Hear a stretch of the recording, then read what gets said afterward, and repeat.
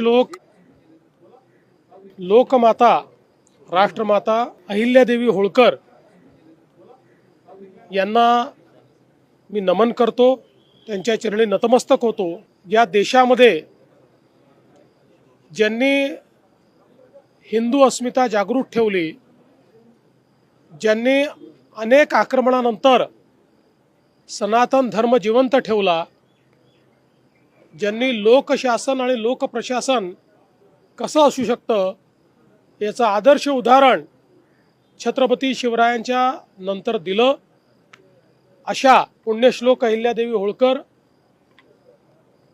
यांना अभिवादन करण्याकरता आम्ही सगळे लोक या ठिकाणी एकत्रित आलो।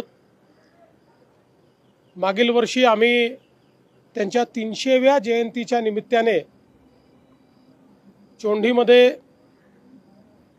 मंत्रिमंडळाची बैठक घेतली।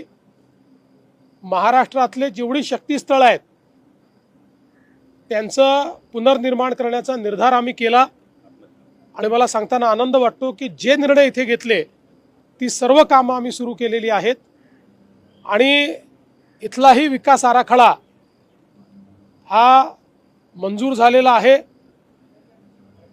प्राध्यापक राम शिंदेजी यांच्या नेतृत्वात त्याच्या सर्व काही गोष्टी आम्ही पूर्ण केलेल्या आहेत। फक्त आचारसंहिता सुरू असल्यामुळे आम्हाला आज भूमिपूजन करायचं होतं पण ते करता आलं नाही। आचारसंहिता संपल्यानंतर आम्ही भूमिपूजन करू। पण मला असं वाटतं की खऱ्या अर्थानं ज्यांनी राज्य कसं केलं पाहिजे याचा आदर्श आपल्यासमोर ठेवला त्या पुण्यश्लोक अहिल्यादेवींना मी नमन करतो। जरांगे पाटील यांनी रात्री उपोषण मागे घेतलेलं आहे, कुठली आश्वासनं त्यांना आपल्याकडून दिली गेली आहेत? जी आश्वासनं दिली ती तुमच्या समोर आहेत, कुठेही मागे आश्वासन दिलं नाही। त्यांनी स्वतः ती वाचून दाखवलेली आहेत, विखे पाटील प्रसाद लाड यांनी ती वाचून दाखवलेली आहेत।